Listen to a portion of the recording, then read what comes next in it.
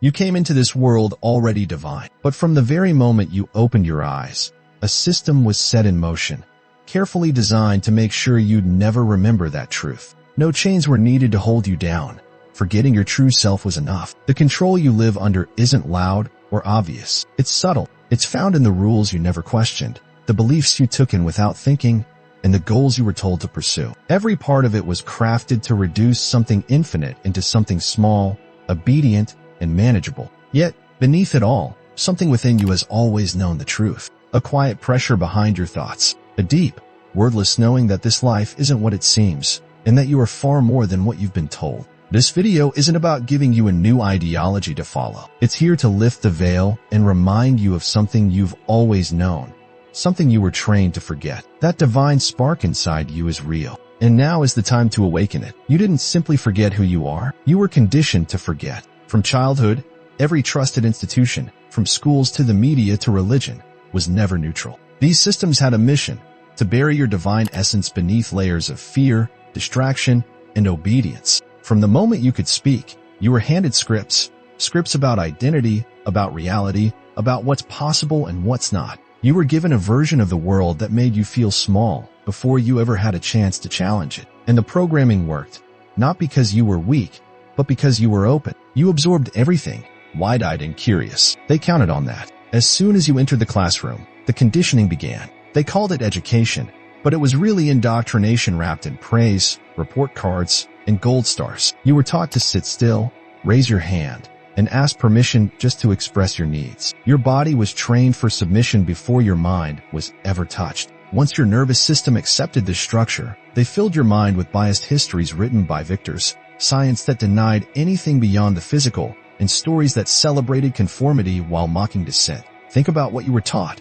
Follow the rules, respect authority, be realistic, don't dream too big. These weren't just life tips. They were the blueprint of your cage. Even the people who loved you, your parents, your teachers, passed down this programming. Not because they meant to harm you, but because they, too, were caught in the same trap. None of this is your fault, and it wasn't theirs either. But now that you see it, it is your responsibility. Awareness is the moment the illusion starts to crumble. You begin to realize you've been living someone else's version of life, wearing identities that never fit, chasing dreams that were never yours, measuring your worth with someone else's yardstick. And all along, a deeper voice inside has been whispering, "This isn't it. There's more." That voice isn't wishful thinking. It's a memory, a cellular remembrance encoded in your very DNA, waiting for reactivation. Long before modern institutions drained the soul from society, ancient cultures knew the truth. The Egyptians spoke of Neter, not a god in the sky, but a sacred principle alive in all things, including you. The Vedic sages spoke of Atman,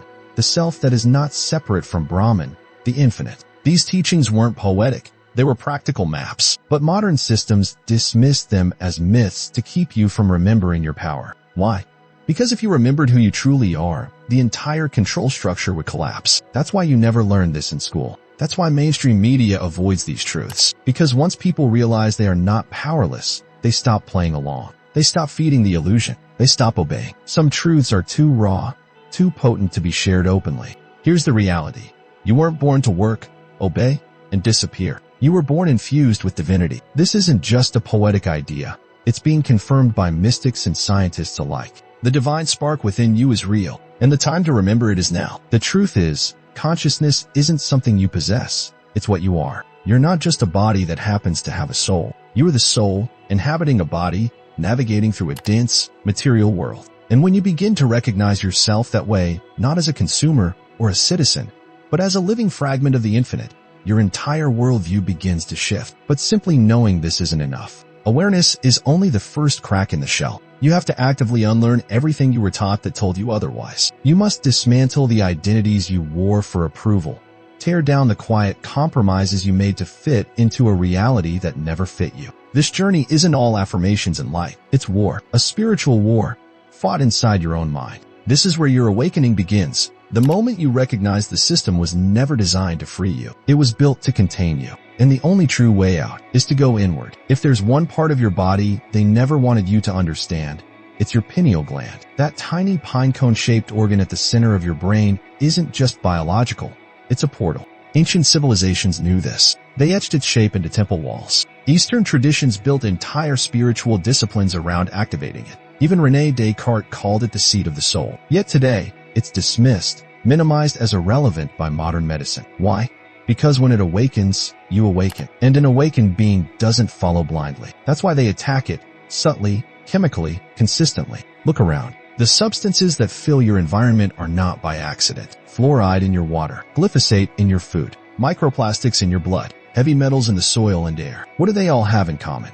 They accumulate in the pineal gland and shut it down. This isn't conspiracy, it's documented science. But it's buried, because admitting it would reveal what's truly at stake, your perception. The pineal gland does more than regulate melatonin. In heightened states, meditation, breathwork, altered consciousness, it becomes a cosmic antenna, a bridge between the seen and unseen. Through it, mystics receive guidance, visionaries access expanded awareness. But when it's calcified, that bridge closes. You don't just lose sleep, you lose clarity. You stop receiving the signals trying to reach you. Static fills the space between your soul and your identity. And in that fog, the system flourishes. That's why fluoride is sold as tooth protection. Why food is made addictive, not nourishing. Why your air, water, and home are filled with toxins. It's not just an attack on your health, it's a war on your awareness.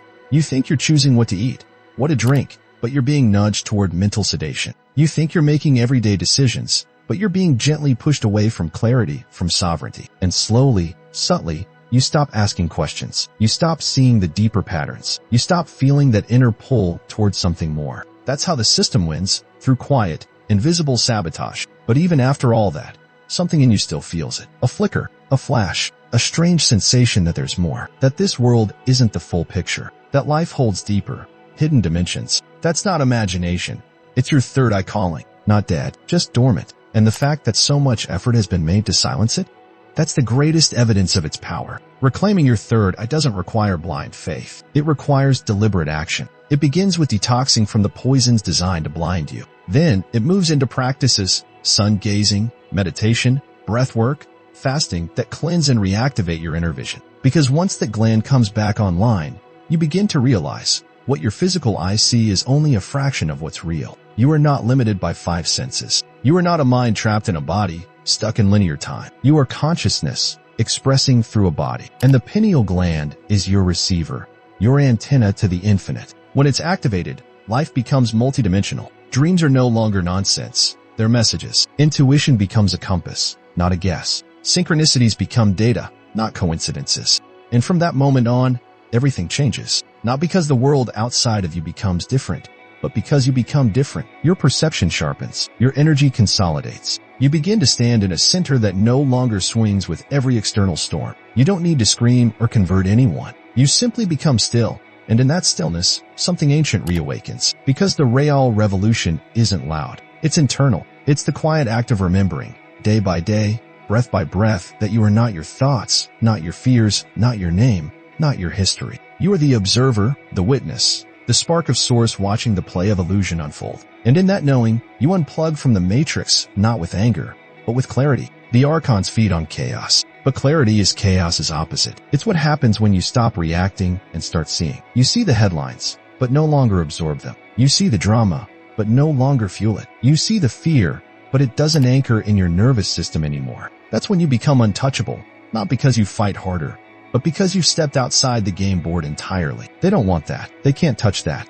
That's why your awakening was never encouraged. That's why the world is noisy by design. Every notification, every conflict, every engineered crisis is part of the same spell. Keep you externally focused. Because the more you look out, the less you look in. And the answers are never out there. They never were. So now you face a choice. Stay in the loop, chasing meaning and illusions, or walk the narrow path of self-remembrance. It won't be easy. You'll lose people. You'll lose your taste for small talk, your tolerance for surface-level living. But in return, you'll gain everything: your intuition, your sovereignty, your peace, your presence. You'll begin to live guided, not programmed. You'll begin to move by synchronicity, not schedule. Life becomes a conversation with the infinite, and you become fluent in a language that has no words, only knowing. And when enough people live this way, the old systems won't need to be destroyed. They'll simply become irrelevant. Because this isn't a battle of guns or governments. It's a battle of frequency. And you fight not by lowering yours to match the noise, but by raising it until the noise no longer reaches you. This is the silent revolution, the unseen uprising, the great remembering. And it starts with you, right now, choosing presence over panic, stillness over stimulus, and truth over comfort. That's why one of its first strategies is to sever you from your body, to make you mistrust its signals, ignore its rhythms, suppress its wisdom. You're taught to override fatigue with caffeine, numb pain with pills, silence emotion with distraction. You're told your body is a machine to be managed, optimized, and judged, not a temple, not a compass, not a living extension of your soul. But the body remembers. Long after the mind has been programmed, the body holds the truth. Trauma lives in your cells. Intuition whispers through your gut. Your breath carries the key to presence. And every ache, every tension, every knot is not just physical. It's a message, a doorway, a place where something got buried and now wants to rise. Awakening, real awakening, is not just about seeing differently. It's about feeling differently. It's about coming back into the body fully, listening to its wisdom, honoring its signals, and letting it become your ally instead of your enemy. That's why breath work, somatic awareness, fasting, movement, stillness, they aren't trends. They're ancient technologies of liberation. Practices the ancients used to maintain clarity in a world designed to dull it. The system doesn't fear your thoughts. It fears your embodiment. Because a soul that fully returns to the body is grounded, present, unshakable. It's no longer caught in the looping narratives of the mind. It begins to feel truth rather than analyze it. And that's dangerous to those who benefit from your disconnection. Because a person connected to their body starts to feel when something is off, in their food, in the news, in a conversation, in a system. They begin to trust their senses over the screen, their intuition over the algorithm. They become less programmable, more primal, more sovereign. And they begin to remember what the ancients knew. Your body is not an obstacle to spirituality. It is the gateway. The breath is the bridge, the heart is the transmitter, the gut is the oracle, and the nervous system, once regulated, becomes a tuning fork for higher consciousness. This is why you were taught to ignore your body, because if you ever truly felt it, you'd stop outsourcing your truth. You'd stop obeying lies just to stay comfortable. You'd stop living half alive in your head, and you'd land fully in the sacred, electric presence of now. And in that presence, there is no fear, no doubt, no need to perform. There is only life as it is. Undivided, unapologetic, unfiltered. That's the revolution. Not escape, but embodiment. Not transcendence, but incandescence. The system collapses not when you overthrow it, but when you no longer need it, when you no longer believe it, when your power no longer flows into it. And that begins, not in the sky, not in the clouds, but in your bones. You were meant to breathe as a ritual, as communion, as recalibration. Conscious breath is conscious life. It's the rhythm of remembrance. The moment you bring awareness to the breath, you interrupt the program. You return to presence. You override the reactive circuitry designed to keep you looping in fear and survival. That's not poetic. That's neurological. Deep, intentional breathing activates the parasympathetic nervous system, dissolving anxiety, sharpening perception, grounding the soul back into the body. That's why ancient initiates began every practice with breath. Not to relax, but to awaken. To open the energy channels. To make the body a clear conduit for the divine. And you don't need a monastery or a mantra. You need stillness. You need intention. You need to stop outsourcing your divinity and start feeling it. Because once you do, the fog lifts. The noise fades. The external world no longer defines your internal state. You begin to source your experience from within, not from circumstance. And that's the first taste of freedom, not theoretical, but visceral. Now the body becomes more than a temple. It becomes a beacon, a transmitter of frequency. Because once the body is clear and the breath is conscious, your energy field stabilizes. You begin to emit rather than absorb. You shift from being reactive to radiant. That's energetic sovereignty. And the next step? Frequency mastery. Because everything, your emotions, your thoughts, your surroundings, carries a frequency. And most of humanity is trapped in low bandwidth living. Fear, shame, anxiety, scarcity. Not because these frequencies are natural, but because they've been normalized, repeated, reinforced. And once you unconsciously attune to them, they become your baseline. But when your body is clear and your breath is conscious, you gain the power to choose your frequency, not by faking positivity, but by aligning your energy field with truth, with presence, with integrity. And frequency doesn't lie. You can say the right things, wear the right clothes, play the role perfectly, but your energy will always reveal your alignment. And here's the secret most never hear. Frequency precedes manifestation, not the other way around. You don't wait for life to get better to feel peace. You generate peace, and life begins to reconfigure around you. You don't need to chase healing. You become the field where healing naturally occurs. This is what the ancients meant when they said, as within, so without. You change your field, and your life follows. Not through force, through coherence. Coherence is the new revolution. Not louder voices, not more knowledge, cleaner signals. And when enough people reach coherence, when enough bodies become tuned instruments of awareness, the collective field begins to shift, not because of protest, but because of resonance. The system cannot survive in a coherent field. It feeds on fragmentation, fear, addiction, confusion, but it dissolves in the presence of clarity, calm, embodiment. This is why your personal awakening is not just personal, it's planetary. Every time you choose to regulate instead of react, to breathe instead of escape, to feel instead of numb, you shift the grid. You're not here to be a passive observer of a dying world. You're here to anchor a new one. And it doesn't start with grand gestures or slogans. It starts in your body, with your breath, with your food, with the way you sit with yourself in silence. That's where timelines split. That's where reality bends, not in theory, but in frequency. Because the longer you stay externally focused, the more disconnected you become from your inner authority. The more you forget that the deepest truths aren't found in a feed, a headline, or a trending hashtag. They're found in silence, in stillness, in the spaces between thoughts where your true voice has been whispering all along. But you've been trained to fear those spaces. Silence feels empty when you've been programmed to equate stimulation with aliveness. Stillness feels threatening when your nervous system has been hardwired for constant motion. But this is the paradox of awakening.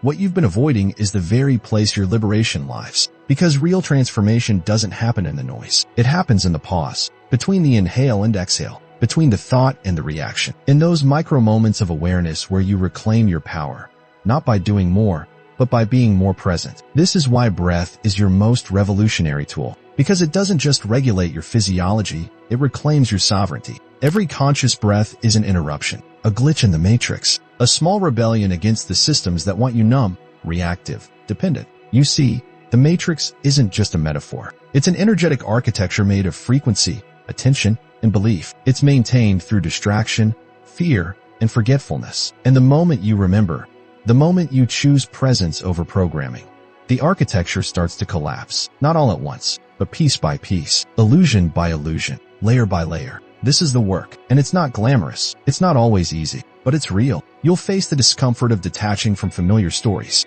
You'll feel the pull of old identities trying to reassert themselves. You'll bump into the inner resistance that says, "This is too much," or "You're not ready," or "What's the point?"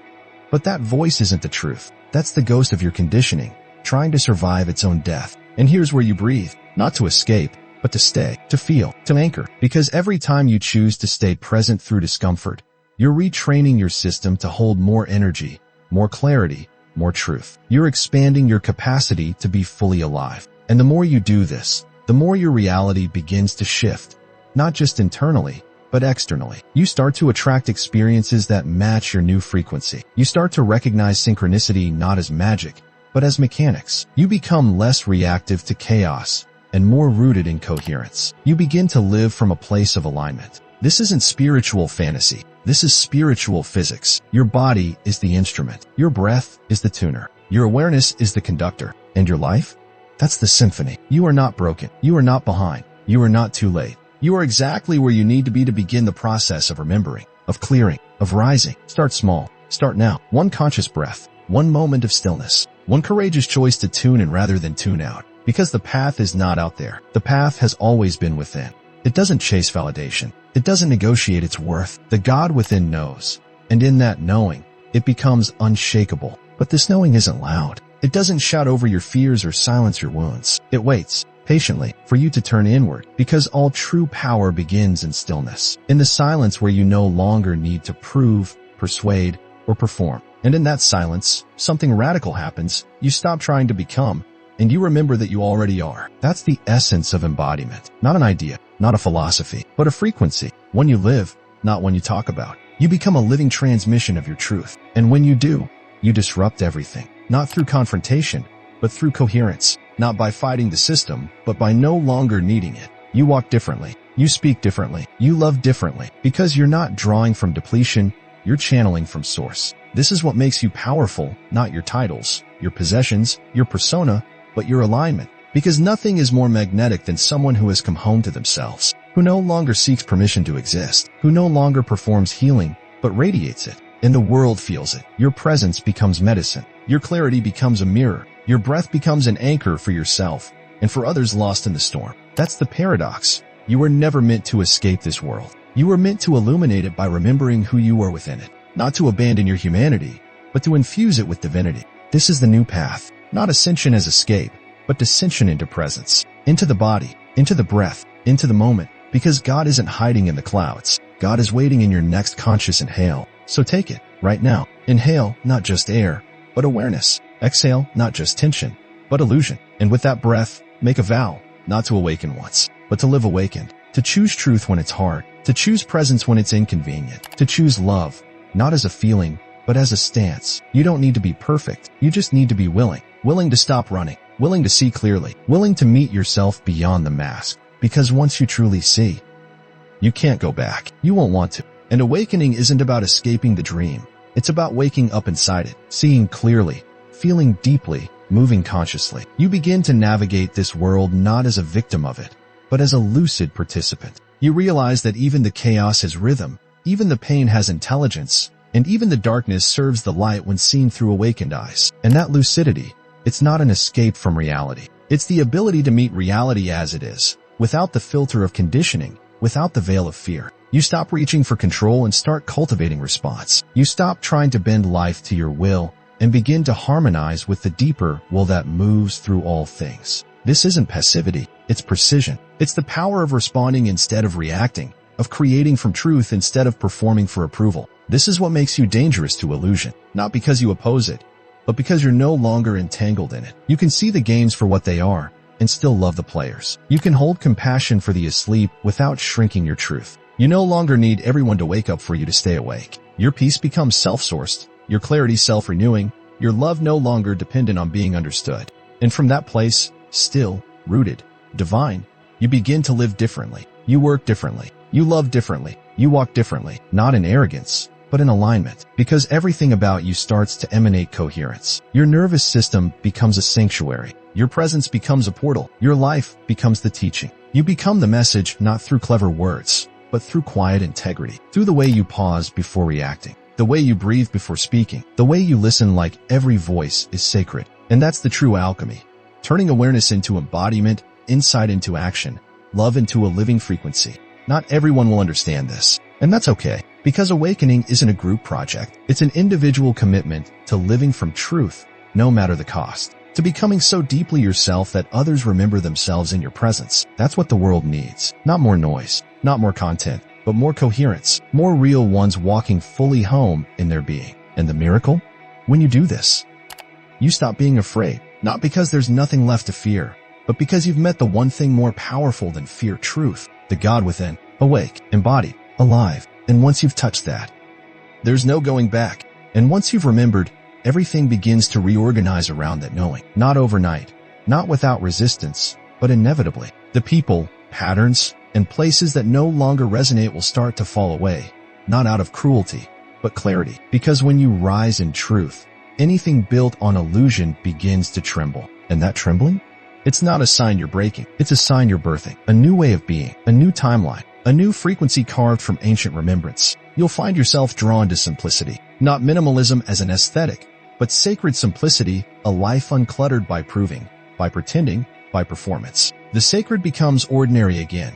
The sound of the wind, the rhythm of your breath, the pause between words. You'll cry more, laugh deeper, feel everything in higher resolution. Because numbness was never your nature, presence is. And when life challenges you, and it won't shake you like before. Because your roots are no longer in roles or stories. They're in source. You'll lose the need to be seen and gain the ability to see. Really see. The divinity in strangers. The perfection in pain. The doorway in discomfort. You'll realize that nothing is separate. That what you judge outside is what you disown inside. And from that realization, compassion isn't something you do. It's who you are. This isn't the easy path. It's the essential one. It asks you to give up the fantasy of arrival. To stop bargaining with life. To stop waiting for the external to shift before you claim the internal. This path requires everything and gives even more in return. It doesn't promise comfort. It promises liberation. And what's waiting on the other side of that liberation isn't a perfect life. It's a real one. Unfiltered, unapologetic, unafraid. So if this spoke to something ancient in you, trust it. That's not inspiration. That's activation.